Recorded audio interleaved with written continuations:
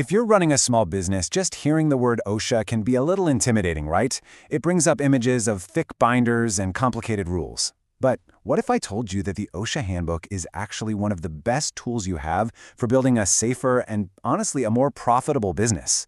So today, we're going to break it down and demystify the essentials. Let's just start with a number that really grounds us in why this is so important. Every single year, right here in the US, more than 5,000 workers are killed on the job.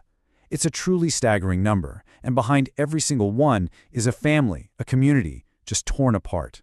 To put that into perspective, that averages out to about 14 deaths every single day. And these aren't just numbers on a page, they're preventable tragedies. They happen at businesses of all sizes, including small ones just like yours. So let's bring this even closer to home. Just for a second, think about your own business, your own team. What would be the real, devastating cost if just one serious incident happened? As you're about to see, the fallout goes way beyond what you might think. You see, one accident kicks off this massive domino effect of hidden costs. Yeah, you've got the obvious medical bills and potential legal fees, but then the other costs start piling on. Your insurance premiums skyrocket, productivity just tanks while you have to train a replacement, and you get hit with repair bills you never saw coming. But honestly, the most damaging cost of all can be the hit to your team's morale. That's a wound that is so much harder to heal. So this is where we need to kind of flip the script on how we think about safety. It is not just some chore you do after something goes wrong. It's about being proactive. It's about making safety a core part of your business strategy from day one. And really, every business owner has two choices. You can go the reactive route, which is basically just waiting for something bad to happen, fixing problems after someone gets hurt, or you can take the proactive path. That's all about getting ahead of the risk, finding and fixing hazards before they ever have a chance to cause harm. It's really the difference between constantly responding to crises and preventing them from ever happening in the first place. And the return on that proactive approach? It's huge. A good safety program does so much more than just check a box. When your team feels safe and they feel involved, they're more engaged. And when your processes are safer, they're almost always more efficient. So you're not just looking at lower insurance costs and fewer headaches. You're talking about a real boost to your productivity and your entire operation. It's a total win-win. You know, the handbook itself really says it best.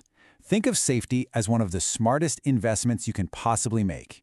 It protects your people and it protects your bottom line. It's as simple as that.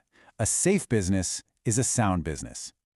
Okay, so being proactive sounds great, right? But where do you actually start? What does that even look like on a Tuesday afternoon?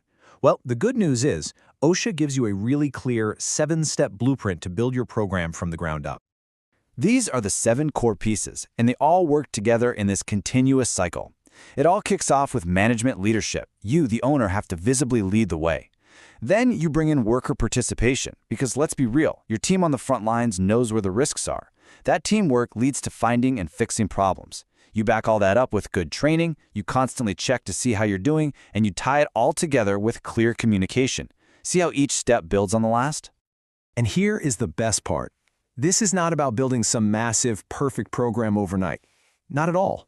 The absolute key is to just start small. Set a couple of simple, achievable goals for your business, and then you just build on your successes from there. All right, let's make this even more practical. We're going to do a quick virtual walkthrough of a workplace. We'll use a few examples pulled right from the self-inspection checklists in the OSHA Handbook. Honestly, one of the most powerful tools you have is just your own 2 eyes and a little bit of intention. Doing routine self-inspections is maybe the single most effective way to catch those little hazards before they become big problems.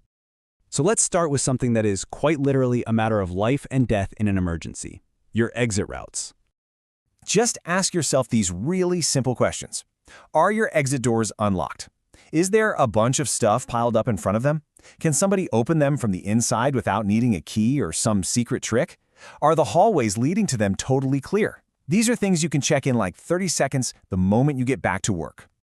Okay, next up on our little tour, let's talk about something that pretty much every single business has: fire extinguishers.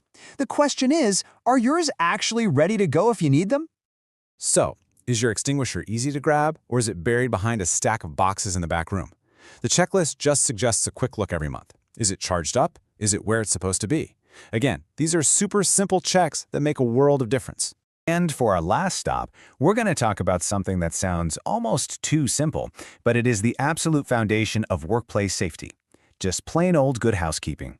It's one of the easiest and most effective ways to stop hazards in their tracks. You know, a clean and tidy workplace prevents so many slips, trips, falls, and even fire hazards.